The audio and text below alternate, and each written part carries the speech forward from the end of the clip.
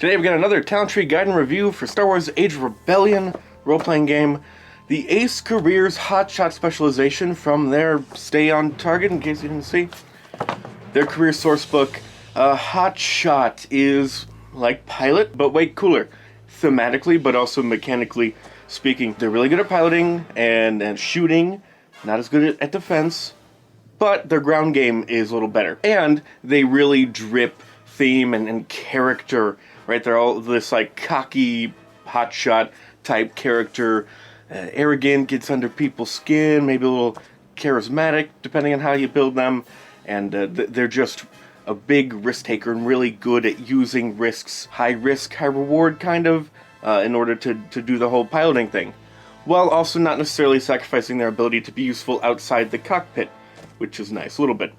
Anyway, so let's start with the, outside, on the ground kind of stuff. Shortcut, a couple ranks of that, helps you during chases, whether you're being chased or you're chasing someone, find a shortcut, you have an easier time catching up to them, which, on the ground or in the cockpit, it works either way. It gives you something to do, there's a fight, and oh no, there's a runner, he's gonna warn the other people, I'll get him, and then you break off and do a little chase encounter thing while everyone else is finishing the fight, or whatever the case may be. Or, if you're flying the ship and some bounty hunter is chasing you through an asteroid field, or a TIE fighter is making a break for the base to get into communications range, kind of like the New Hope, the TIE fighter was, that's no moon, that whole thing. That kind of thing.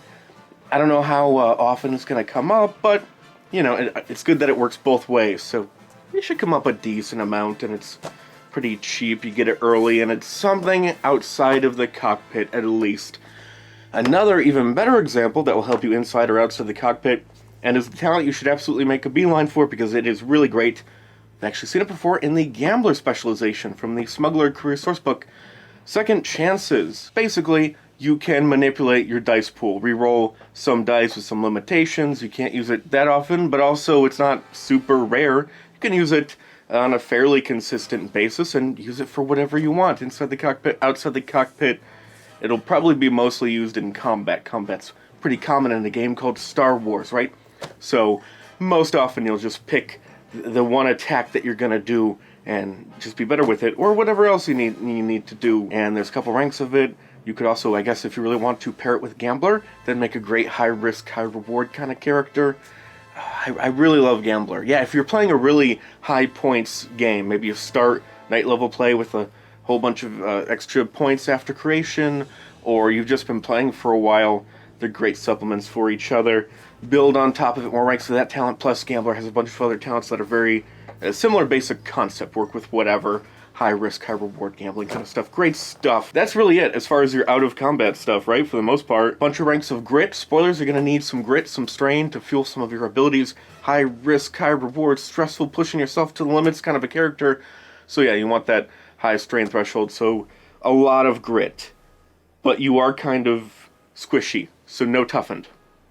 No real defenses. Let's move on to the piloting. We have some very early on just basic dice pool manipulation for piloting. Very standard setback removal.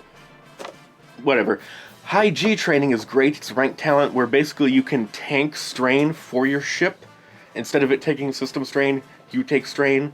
And so you can spread that out, push your ship to its limits, or maybe if you're like being chased by a bounty hunter, they're trying to disable your ship, and you could sort of headcanon it as I push I push myself to the limits, right? Because it's high G training. I take all of the G's, but my ship doesn't take. I guess that doesn't really work from a narrative standpoint. And wouldn't the crew also take the high G's and be more stressed out? I'm not really sure how it makes sense that you take the G's, but the ship doesn't take the strain. It doesn't matter. I don't care. The point is you take strain for your ship. That's all that matters. And of course you have a higher ability to do that with all those grit you have, which is a ton of grit. We also have another talent where you can't use that often, it's got a really high cost, but you can just heal some strain. So that's pretty helpful, which will help fuel all of our strain abilities, which we got a couple. And one of them, Showboat, feeds into that concept of sort of gambling, high risk, high reward kind of thing, where you can use your strain to fuel yourself to, if you succeed on a piloting check, something really good happens on top of it. Not only do you succeed, but also even more good stuff happens. But if you fail, the opposite. Even more bad stuff happens.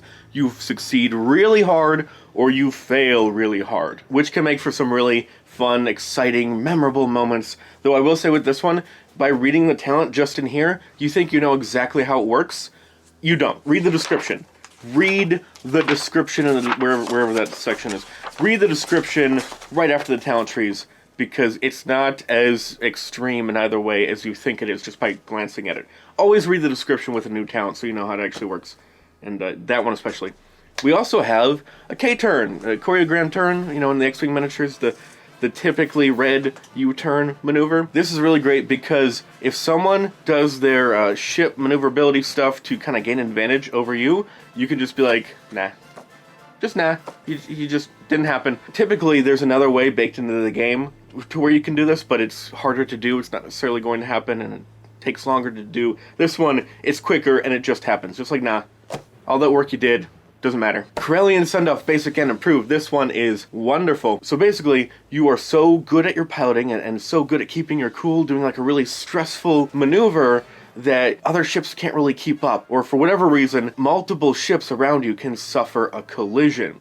So maybe you maneuvered so that one like goes into the other one, like the headlong collides like that. Or in Empire Strikes Back, the Millennium Falcon went through that little crevasse, whatever. TIE fighters tried to follow, but they couldn't. And so, he took that risk of going through that really thin area, and TIE fighters hit the sides of the canyon and exploded, right? They suffered a collision, actually probably a major collision, which eventually you can make it so they suffer a major collision, not just a regular collision. But there is a check, not the easiest thing in the world to do, but it's really awesome. It can make for some memorable moments, and also that's just sort of routinely useful, and it's very clear how useful it is, as opposed to not a similar move, but a similar idea where you hit the brakes and you stop, and I guess they kind of like blow past you, and it's easier to get the drop on them or escape. But because there's not a lot of rules on positioning and placement, that one isn't as inherently useful. I forget what tree it was in. Maybe it was driver we talked about. This one, same idea. You're really skilled. You do a risky, awesome, cool maneuver. Get the drop on someone. And K-turn as well. Kind of. They're both in that theme. And they're more useful and interesting and fun. You can have some really great descriptions, you or the GM or whoever, in how these talents kind of manifest. Mostly the Corellian Sendoff. Wonderful. Love that. Now, that's not our only offense. I mean, really, that's what it is. It's an offensive talent. But not the only one. We also have the same two talents, basic and improved version of Dead to Rights that the pilot had, where you can add additional damage and then even more damage onto someone. You're just better with your vehicle weapons, which is wonderful, good for the pilot to have. As a pilot, you'll probably have plenty of opportunity to use the main guns on your ship. And of course, that previous second chances can come into play on those checks. So you're probably even better offensively overall than the pilot, because they had a reroll talent, but it was more all-encompassing, and it depends on how it goes. I think more likely that this will be more useful to you on an individual check, like on your gunnery checks. And also it's more useful in the sense that it's can be used on more than just your gunnery and piloting checks like that one was. So yeah, I think offensively they're better. Defensively, they're definitely not better than the pilot. There's no real defensive talents whatsoever. Oh, except for that cancel out their advantage thing. Okay, so building your hotshot. For an agility, I'll recommend that for any pilot, because most of the pilot trees are so focused on piloting. Doesn't really give you too much to do in other areas. Maybe because agility is really useful in combat, which is, pretty useful in a Star Wars game. So maybe that's why they tend to be more hyper-specialized, because they know that you're also going to be useful outside the ship a fair amount, because you'll go for that 4 agility.